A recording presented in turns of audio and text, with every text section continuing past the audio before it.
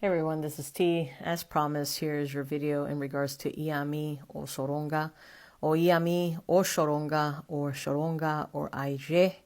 It's an Ifa cult of witches. A lot of females participate in this cult. So let's talk about them a little bit. They are spirits that keep an equilibrium between humans and nature. They stabilize your position and help you find positive results that also can bring bad energy to you if you're not careful. They're elders or mothers of the night.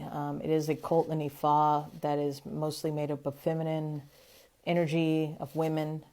They are represented by women or the energy of a female, and they drive that energy all over the natural aspects, such as the forest, birds, all types of birds, especially owls. By nature, females have a great spirituality capability to remove negative things that are possibly going to come to you. It's kind of like your mom. Your mom can feel when something's not right, when a friend's not good for you. She'll probably give you advice. So think of it that way. They're like a motherly energy. Like I mentioned, they are owners of birds, owls, all types of birds, spirits of the night. The Iyami or Sorongas bring harm to men that are violent against women, that maybe are men that hit women or do bad things to women. So for the guys watching this video, if you are very violent and like to, abuse women, just know that the spirit of Iyami or Soronga could come to you and cause a tremendous amount of suffering in your life. Iyami lives both in the sky and on the land. So they reside both in high altitudes and on land. Those in the sky are in charge of sending messages to the land. There are different types of Iyami or Soronga, so they're the red, white, and black. The white are spirits in charge of maternal energy that they don't bring harm to people. They really help you with stability, issues with your family, evolution in your life. They don't bring consequences or anything like that. They bring you more of protection and justice. Then you have the black Iyamis, and they are in charge of negative aspects in your life. So they can bring you bad energies. They can bring you what we call osobo. It's not that they want to work against you. I'll just give you an example. You do a reading, and your Babalao tells you, hey, you need to do a cleanse, you need to do this, whatever. And you decide not to take the advice and just be like, forget this shit. I'm not doing anything. And the consequences don't come from the Orisha, because the Orishas are not here to harm you. They're just here to teach you lessons. The actual physical consequence that you're going to have are coming from an egun or a spirit. And that spirit could possibly come from a dark entity such as an Iyami. There has to be an equilibrium in life of good and bad things in your life in order for you to learn. Not everything is going to be good in life. We know that. So Iyami is just simply pushing you to do the right thing so you don't face negative energy in your life. That's why rituals or bowls come into place when you're dealing with this type of religion and you're doing readings. So if you come out in Osobo and there's a negative sign, your padrino is going to tell you exactly what you need to do to remove that Osobo. I've always said I'd rather come out in Osobo than Ire, because it's really hard to stay in Ire, which is a positive sign.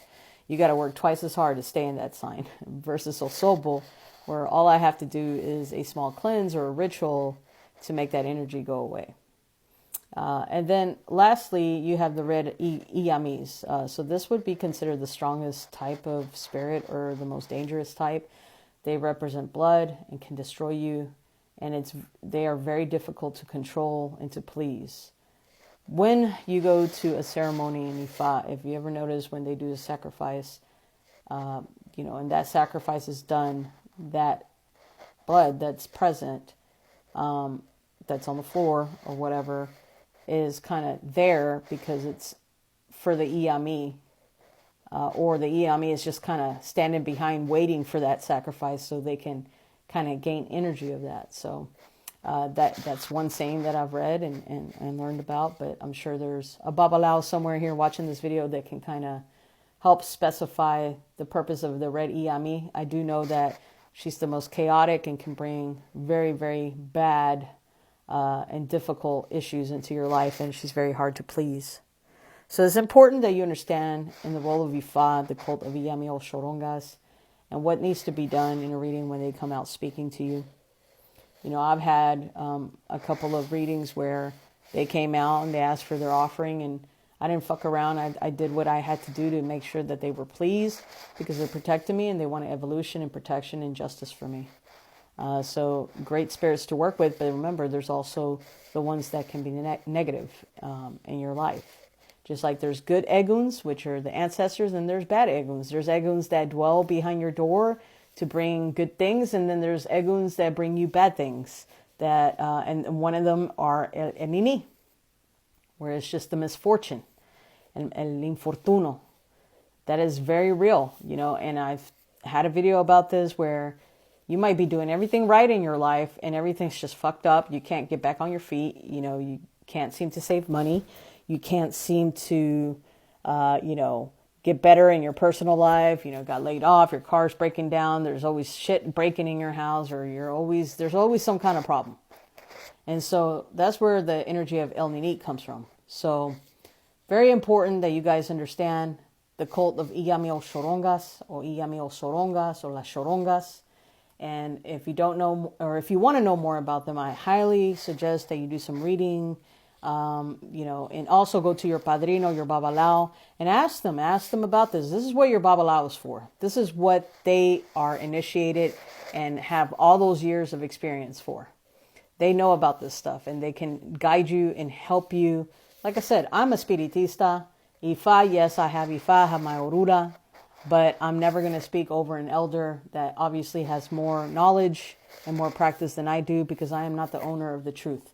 I can only share with you what I've learned from my elders, and possibly this video will help you in understanding a little bit more about our religion and practice.